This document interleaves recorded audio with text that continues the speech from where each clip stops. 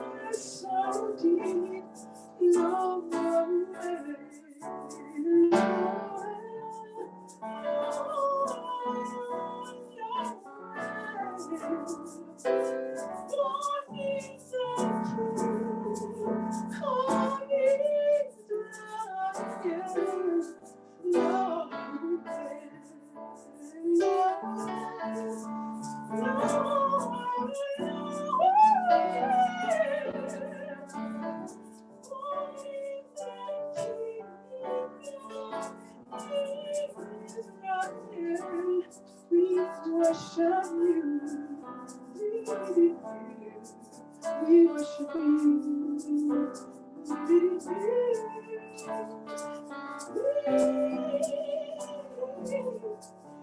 worship you. We worship you.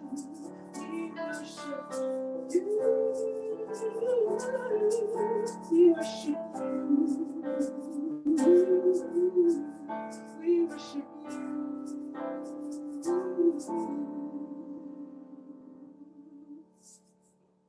Yes, yes. Awesome. That was wonderful. And I know we get to hear a little bit about how you got to where you are. We're going to just kind of start with how did you begin? And anything you like to share. I know we didn't just get to opera houses all over the world overnight. So could you tell us a little bit of how you began? When did you start singing? Just a little bit about that part of your journey. how I began. Yeah. So, I didn't start as early as some students have the opportunity to, but I want to say I dabbled. I had the high school that I went to, we had a really, really good choir. So, of course, I partook in choir in high school. And I really was in choir because at the time, I would have to say I wasn't the strongest link. And then I was led to believe that I was not the strongest um, singer in the class, which in my mind, I thought I wasn't because in everybody knows that high school, any and everybody that knows that high school knows that singers come from that school, like singers. So um, I really just thought of choir as a place, first of all, to hear beautiful music all the time because we heard it every day, even in warm ups, but a place to travel. So through choir, that was the first time I had a chance to fly. So when I flew, I said, oh my goodness, okay, a door open. This is cool. So by that time, I'd already had it in my head, which is as an educator, I know to try to be very um, particular about when I speak to students or maybe speak down to them or if I'm not speaking life to them. So it was kind of killed at an early age for me to have singing as a career, but I knew choir to be a place to travel. So I took that. When I got to Prairie View A&M, I was like, oh goodness, they have a wonderful choir. I'm going to join and I'm going to again travel. So I was not a music major. I wanted to be a dentist. Like that was my thing. And people say, out of all things, why do you say a dentist? My dentist and I are kind of close, and I've been going to him since the beginning. I still have him to this day as a dentist. And I felt like people's smiles changed the world. So I wanted to be a part of that, not knowing that music changes the world too.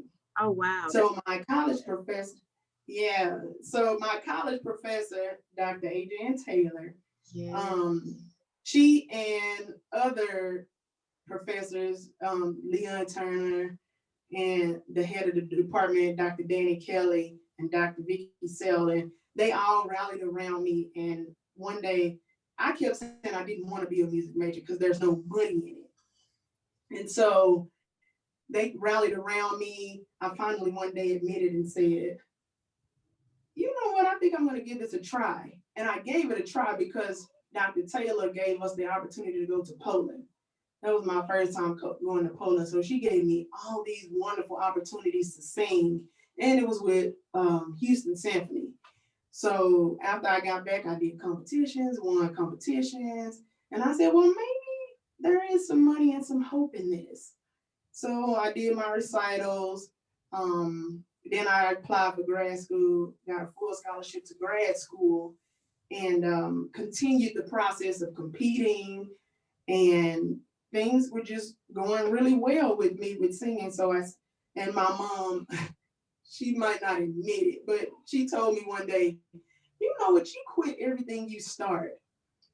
And I figured out it wasn't that I quit everything that I started, it was that I was always trying to prove something to myself. Ever since that teacher kind of told me that I couldn't do something, I just said, I'm going to try to do everything in the world. So I just tried to do it. If something successful happened with it, I was like, good, I did that, on to the next. Good, I did that, on to the next. But she said that right at the right time. It was right when I was just starting, when I had to make a decision as to whether I wanted to go into music. So since that was on that list and she called me right at that time, music was it. That's what I stayed with. So I went on to get my master's in music at University of Arizona, and then went on to go to Southern Methodist University to get my artist certificate. And then I went on the road and I traveled a lot in Europe for a few years. And then I came back and worked for, I had a year of no contracts, and that's how I got into teaching. So Okay. I think I just told a longer story. Yeah, you can, yeah, because I want to actually dig in to a couple of things you said. I didn't want to interrupt, so we'll have time to come back to it. But you kind of hit on something, which is the basis of why we're here, and we are here with Inspire. And that's the whole idea, is to uplift, encourage, and inspire youth to explore the world of music. And you just kind of hit the whole mission and vision of Inspire. And that kind of takes us to where we are now. You mentioned you went to Prairie View, HBCU. You mentioned how going there in those relationships kind of molded you and changed your direction and your path. Oh, they did. They did. They like I said, they rallied around me. And they were really tough on me. Once I made the commitment and voiced that I wanted to do this, they were like, well, you have a lot of work to do. I mean, extra coaching, extra diction sessions, extra pamphlet, extra readings to do. I had extra practice. The nitpicking got a little more picky. Just, right. Yes, yeah.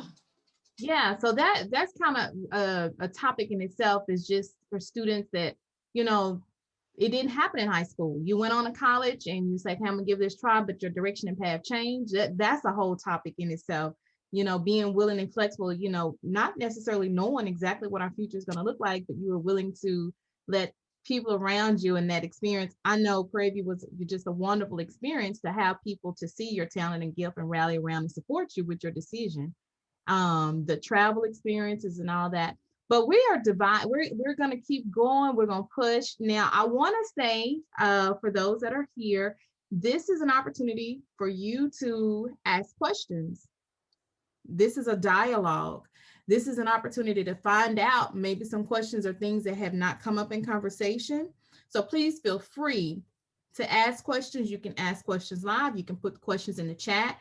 Be sure to understand this session and this opportunity is for you. So as we go through, we're going to hear more from Miss Audra Scott. I can't wait. She is going to share a little bit, I believe, musical theater, from the musical theater perspective, and opera. So really, really looking forward to that. But get your questions. Don't be shy, because we're here to don't be shy. So we're going to pass it back to Miss Audra Scott. So the first piece that I did, Emmanuel, we worship you, Norman Hutchins. And then I love the song, The First Noel. And I was listening to it one day and practicing The First Noel. And I said, wait, those two match. Can match, rather. So that's the gospel version. And so students, since this is, since I'm a voice teacher and a voice instructor and a vocal coach, I do want to, you did notice that I didn't do a lot of loud singing, or like sometimes we kind of associate with church singing. That's one of the things that I teach, that's not necessarily, that doesn't have to define the genre it's really just supposed to be what you're singing about, as far as gospel is concerned. So those of you who have light voices, smooth monotone voices, whatever voice that you have, it is your voice. It is your voice. I My students, a lot of students don't want to hear themselves sing. They don't want to record themselves, and that is a necessary evil. You must record yourself. If you record yourself, you will find out so many things um in your own in your own sound. Figure out things for yourself. So you're gonna figure out what works for you. And that's the sound that I ended up with. And I had to be okay with that sound. That's my sound. And so every day I woke up, and if I did a performance, I had to say, this is how I sound today. So this is how I sound today. And I try to strengthen my voice to whatever is the strongest sound that I can produce the same every day. So keep that in your head. Like, this is my sound, and I'm going to capitalize on my sound. This is the way God gifted my voice. So use it that way. So now, so that was gospel. I teach gospel. And then I teach musical theater. Now, the style that I sing, this is not necessarily musical theater. However, the gentleman that I took this from is a beautiful singer, musical theater singer. And you may know him, Mr. Leslie Odom Jr. From Hamilton. So that's where the musical theater connection come from. You've seen him, and you know him from Nationwide is on Your Side. People know him from that. So I'm gonna sing one of my favorite songs that he sings. Have Yourself a Merry Little Christmas. Have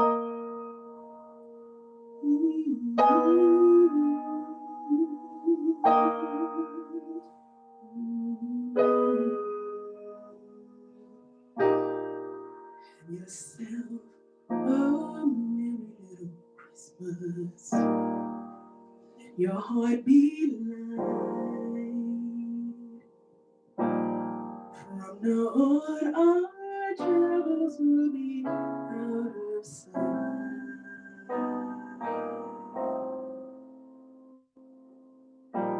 Have yourself a merry little Christmas. Make the Yuletide gay. From now on, our troubles will be miles away.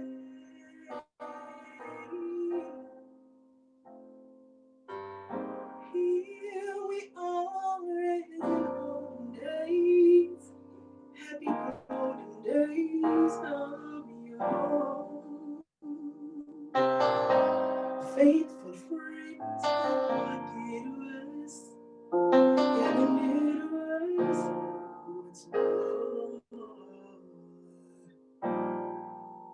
The years we all will be together, if the faith allows. Hang a shining star upon our highest mountain. Have yourself a merry little Christmas now.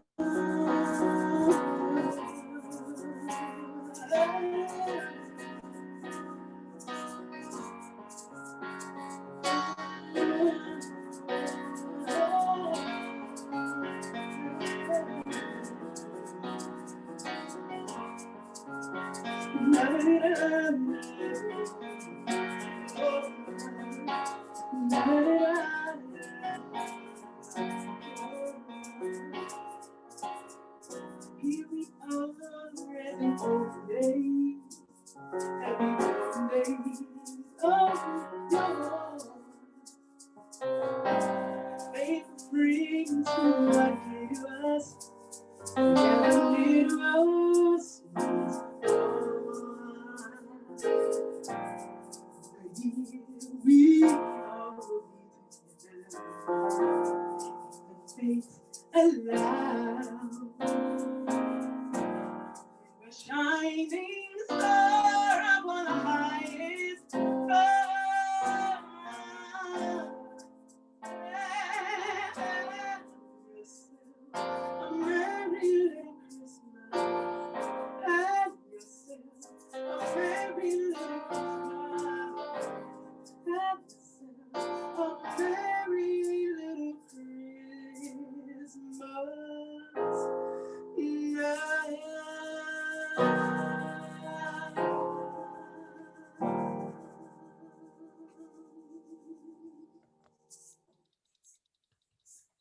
Yes, yes. I just love it.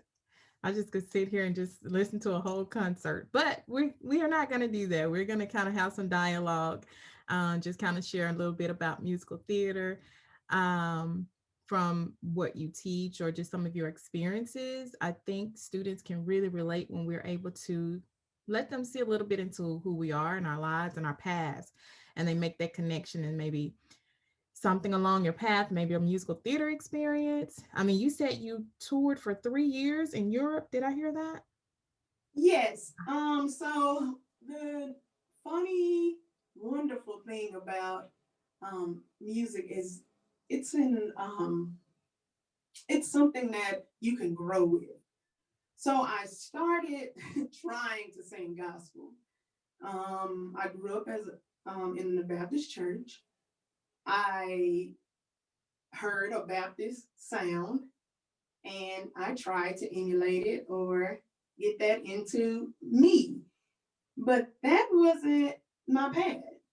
So, however, like I said, gospel is not the what you think it is. It's the music and the doctrine to it. So that's the gospel part of it. So I had to find my sound in gospel. So that was that. So then when I was at prayer review, obviously the classical part came. I didn't even know about opera. I will have to say I went to Houston Grand again. Prayer review afforded me the opportunity to be able to go to Houston Grand Opera to see Denise Graves, which, oh my goodness, I saw her and said, that's what I want to do. So that did it. So for this amount of time, I my mother didn't think so, but my mother really advocated for me to sing classical, and she told me that was my genre. I'm good at that. And it started to be evident when I started to compete. Now, when you compete, you're going to lose some. That does not mean that that's not a good genre for you. That just means one person can win. So if 100 people are auditioning, somebody has to win, somebody has to lose. But I was fortunate enough to win a lot. So I said, okay, well, let me go with this. And then I started to explore golden age musicals. So that's I mean, during that time, like Showboat, The King and I, so Rodgers and Hammerstein, The Sound of Music. So a very classical inspired sound through musical theater. So I'm like, okay, wait a minute, I can do musical theater because um, I love the show and spectacle of musical theater. Um, Opera is beautiful, but it can be slow sometimes. So musical theater to me is the faster version of opera. So with the way my mind is, I said, let me dabble in musical theater. Here I am dabbling in things again, like my mom says that I do. But this time I'm still in music. So just recently, I had the opportunity, I've been given so many opportunities to vocal coach musical theater students. So I started to explore it myself. I did a lot of reading. And again, guys, you are a forever learner. You're going to learn forever. So I'm always reading books about the voice and movement and how it goes along with one another. So I started to explore like dancing and singing and how you get stamina up in your voice. How do you produce a sound? How does it stay there? How does it you keep the core, the resonance of the sound? And so I got into musical theater coaching, Can vocal you coaching. demonstrate a little bit of that? Oh, I don't have the, let's see. I'm sorry, I didn't put you on the spot. That's all right. Let me see if I can so normally I would jog, I would do it on the treadmill. So my purpose would be I run and I just try to keep the momentum in the tone. So la la la la la la la la la la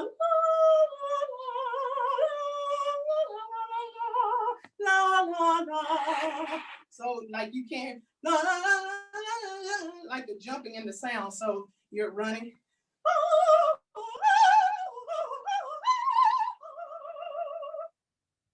Yes.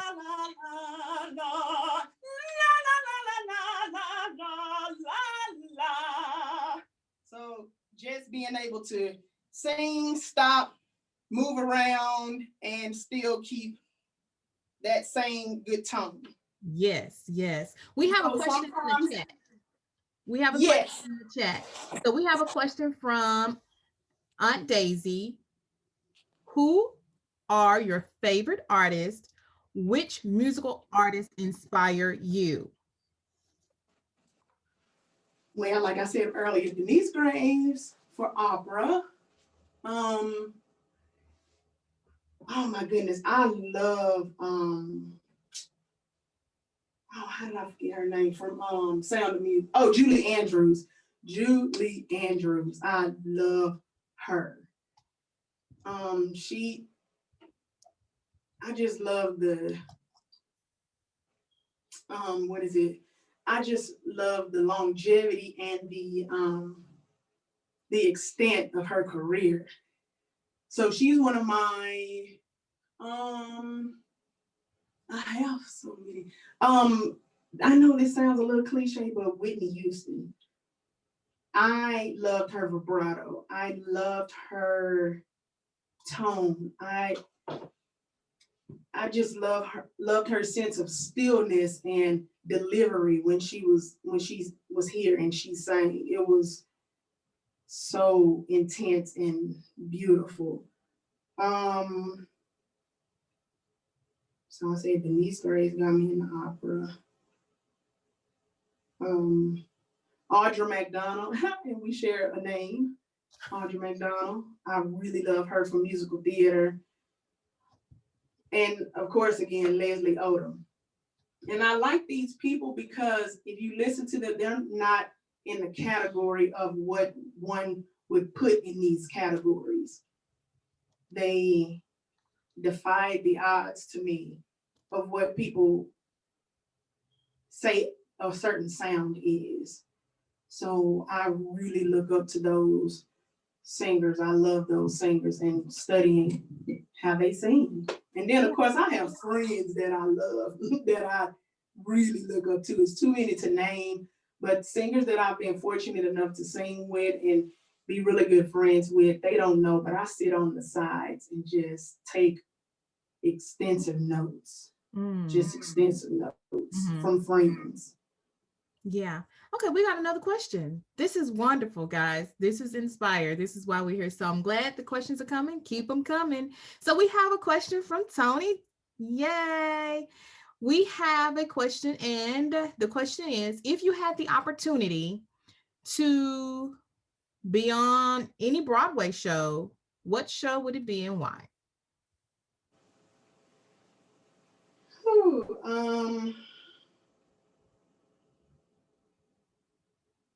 man, people that know me know I love this musical. I do love this musical, but I'm gonna tell you why I want to be in it. Again, this is me being the daredevil in me. Wicked. Why Wicked? Okay. One, I've seen that show a couple of times, and I love because they hire, like they like to call, voluptuous women, bigger women, and they dance and sing like they are not that size. Okay. I love the costumes. I love the music. That is a show that I would love to be in. I love shows that keep me on my toes. Like just you have 2 seconds, you have a 10-second change. You need to be back here. You need to run into this. You need to get in this costume. And you have to wear a corset and you have to like there's so many things going on. I love that. And Wicked is so that Wicked or Lion King. But the reason I want to be in Lion King, but I don't have to because the part that I would probably play in Lion King, they don't come on stage that much. So I could go have coffee. So and wait until I come up again. What part is that? The character that I would want to play, huh? And what character? I don't know that character. Her. Yes. I Yes. know that sounds crazy. Nobody killed me. That's But yes, that character. I had 2 friends that have done that. And Yeah, so I could do that part, but they have a lot of downtime. Okay. Awesome. Any questions? Once again, Inspire, our goal and vision is for you to have opportunity to kind of ask those questions that you see artists from far, but don't really have the opportunity to come up close and ask those questions about their journey, their experiences, and that's what we are here to do. So we have a response that that's awesome. I love Wicked and The Lion King. So yes, yes. All right. So I know part three of is coming up, and I can't wait to hear. But Miss Audra Scott is gonna share with us a little more, and I cannot wait to hear it. And a little bit about opera, and she's gonna demonstrate some of that. And once again, if you have questions and you still haven't put them in the chat or come up live and ask, feel free to do so as we go back to Miss Audra.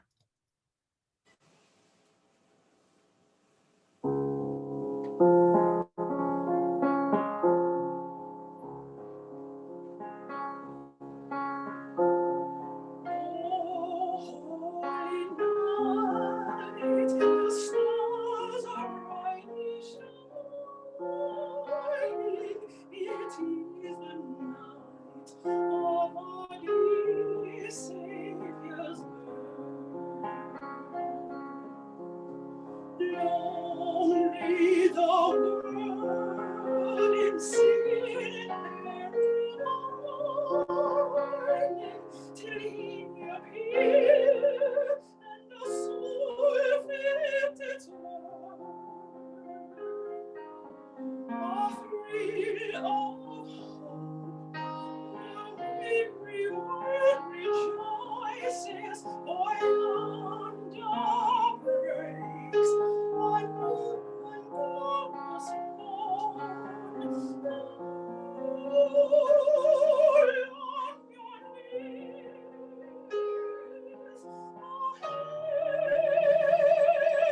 ancient voices,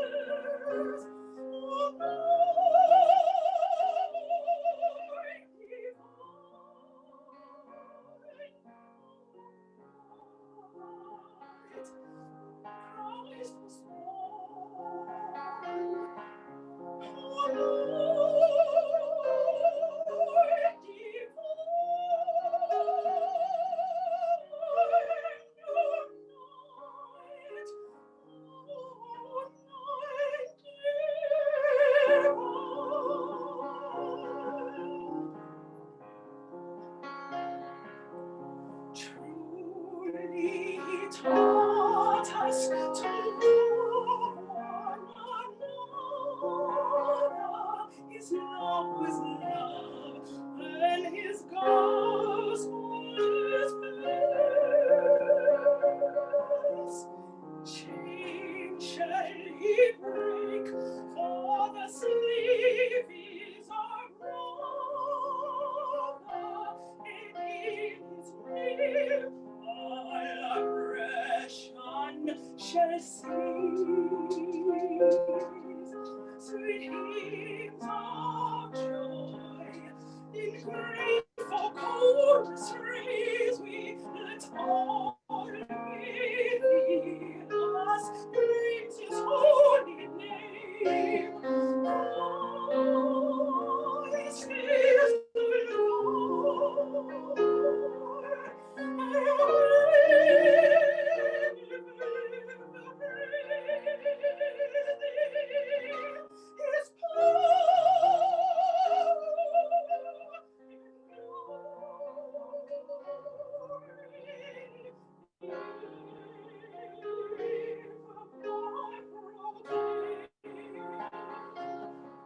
His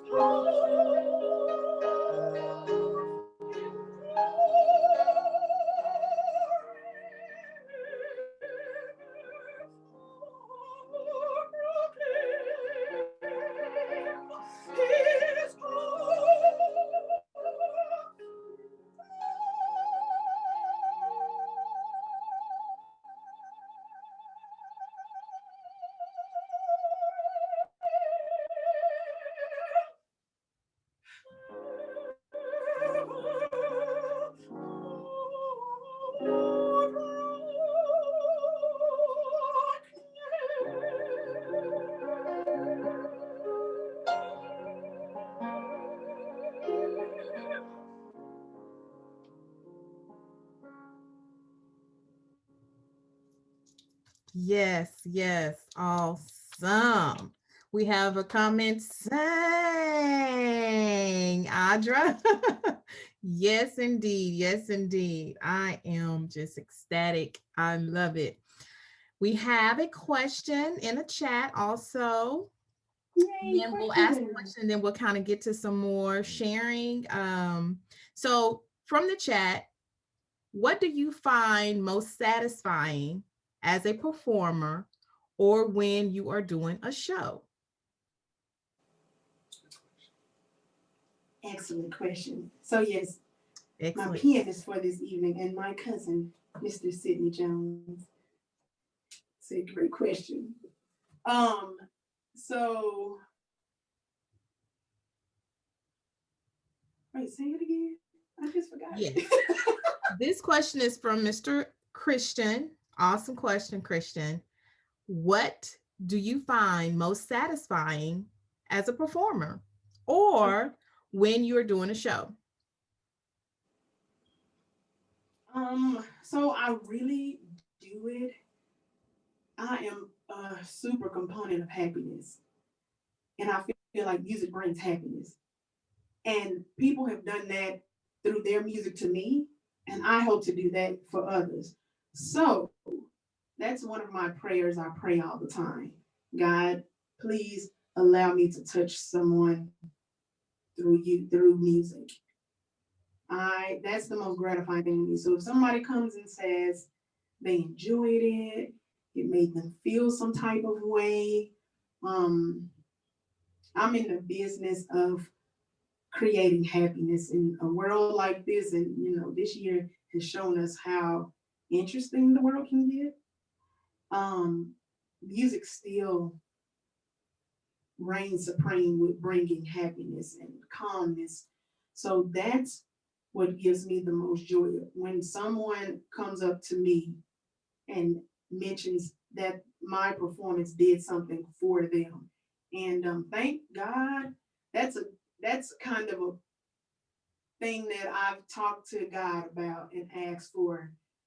If you could continue to show me a sign that this is something that I'm supposed to do, that's been my sign every time. When I do a concert, I hope and pray that someone got some sort of peace or happiness from it. So that is what keeps me, and that's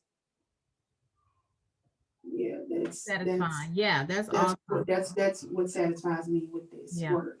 And that is a phenomenal response. That if that response is beyond you and being able to help others, it's not a self-gratifying response as far as, what you find, it's not about, how you feel or to how you're making others feel. So that's awesome.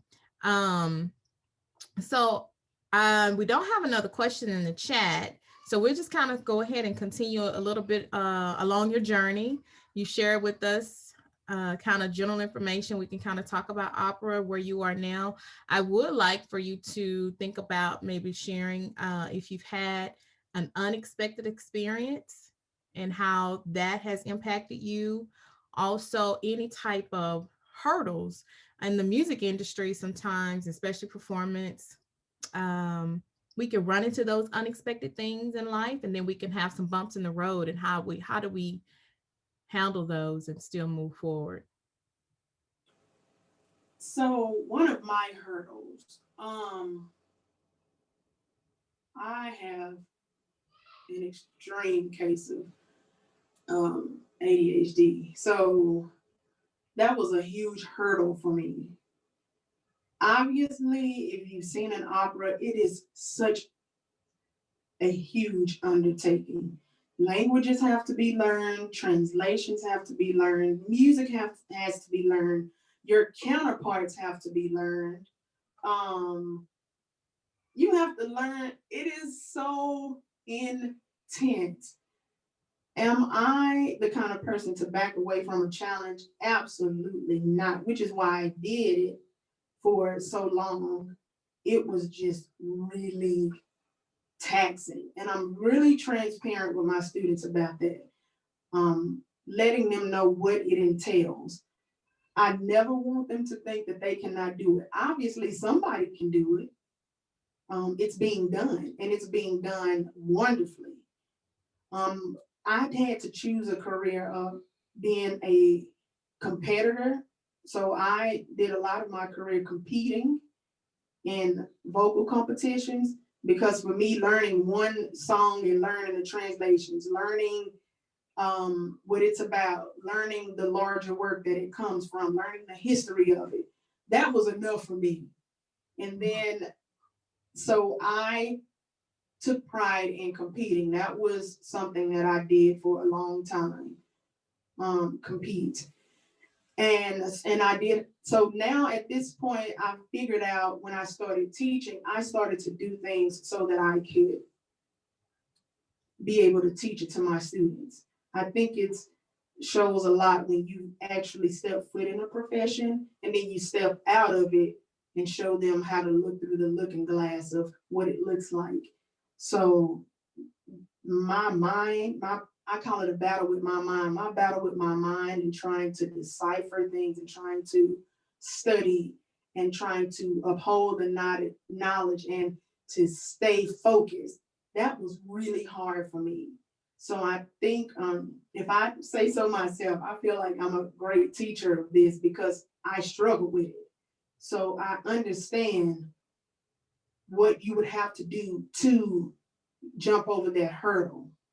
And so I take on performances that I'm able to have a grasp on that with. So that was my biggest hurdle. That was mine. Everybody has their own, but that was totally mine.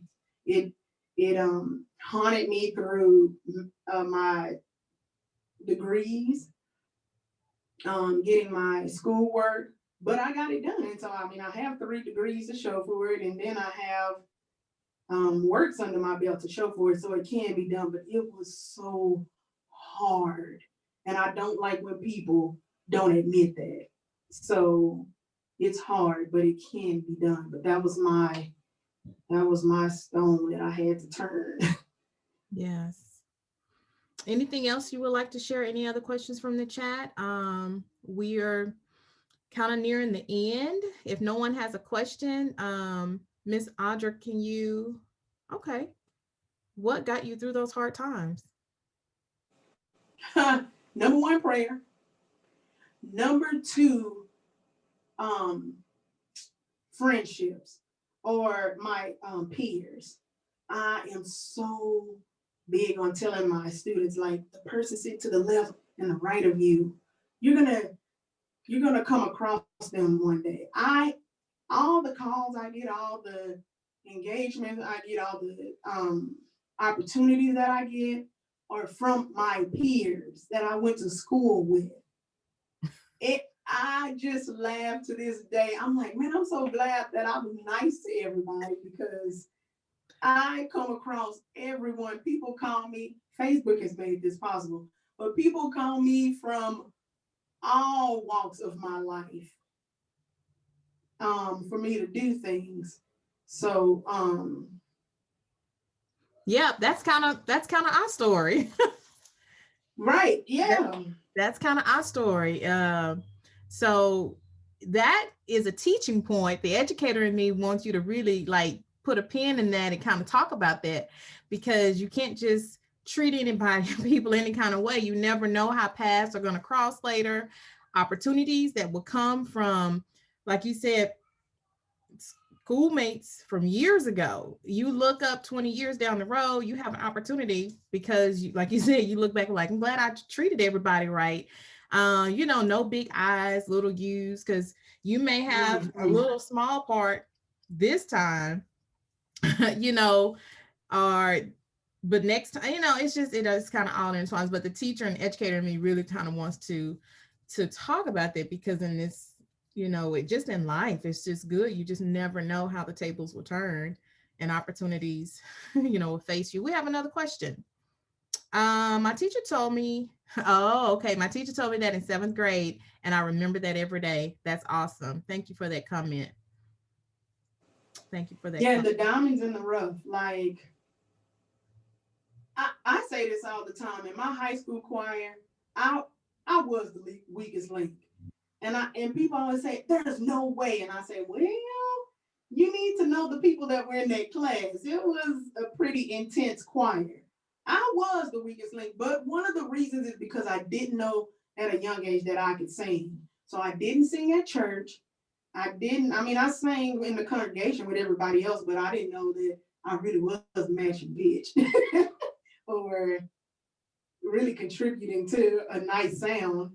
And I didn't really sing in the choir in church. So I really, and then it's funny because I talked to a lot of my classmates and they say that they knew that I was going to be on this path. And I said, how did you all know? I never got to sing. And when I sang, I messed up every time. Like I was literally the weakest link in that class. So how did you all hear that? So I still do engagements with peers from high school, college, and but it's funny that my high school peers say we knew that all the time. But Mm-hmm. even as a teacher now, I sit and see students and they say, oh, that person's not that good. I don't want them with me. Ah, give them a few years.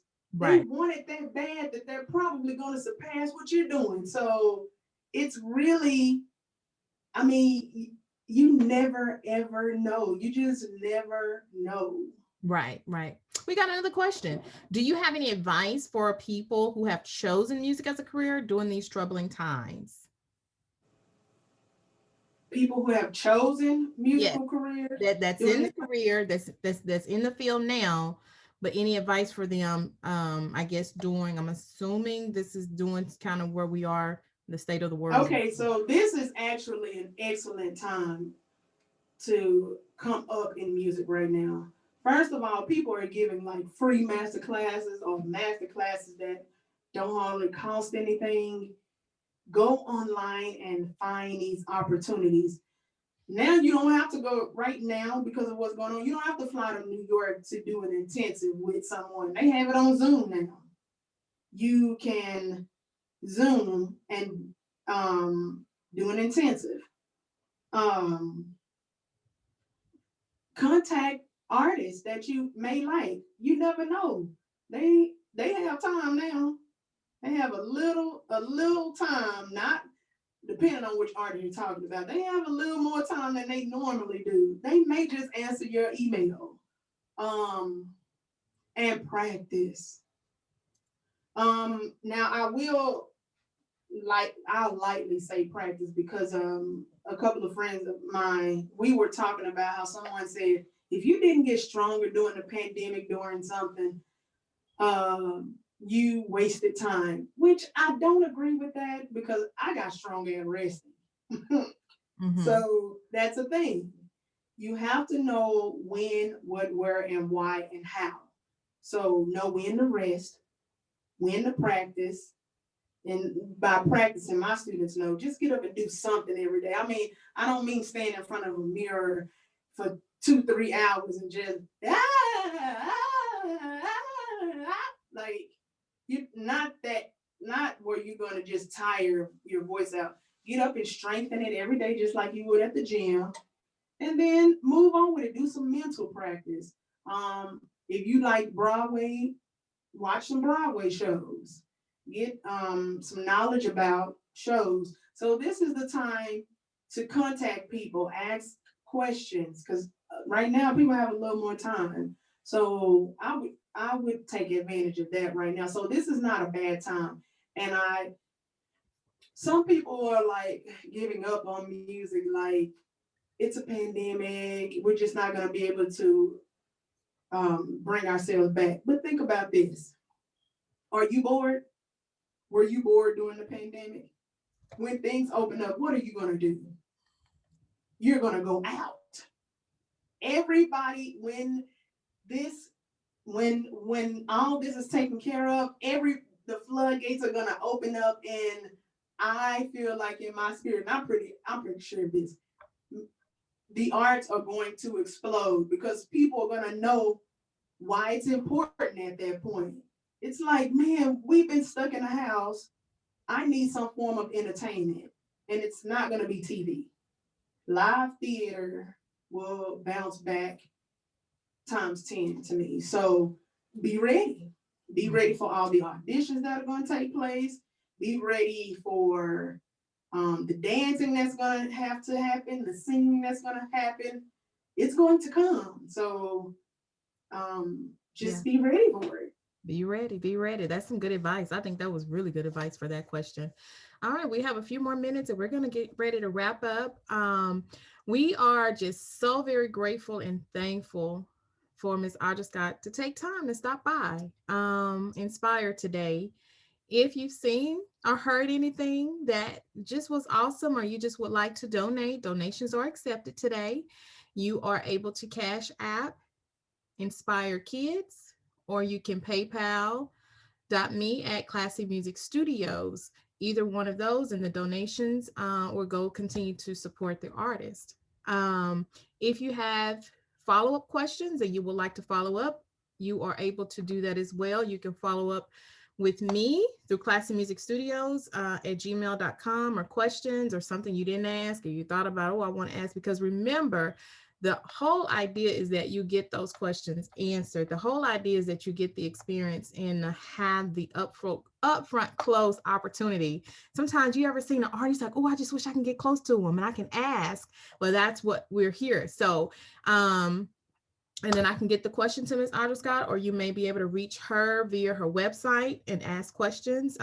With her being an educator, I'm sure she's open to questions and follow up with something you maybe didn't think about and you thought about it later. So it just doesn't stop here. Yes, thumbs up for that. So once again, if you would like to donate, that is Cash App at Inspire Kids, or PayPal at Classy Music Studios. Before we close out, are there any lingering or last questions?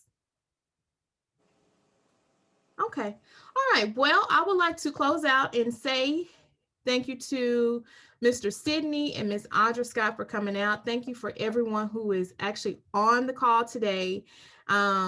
If you know of any young people, please share. We are hosting Inspire monthly with other, and the idea is that exposure and opportunity is being given to our younger generation, and to share the arts, as I have a passion for, and an opportunity for students to get exposure. So as we close, we are here to inspire youth to explore the world of music.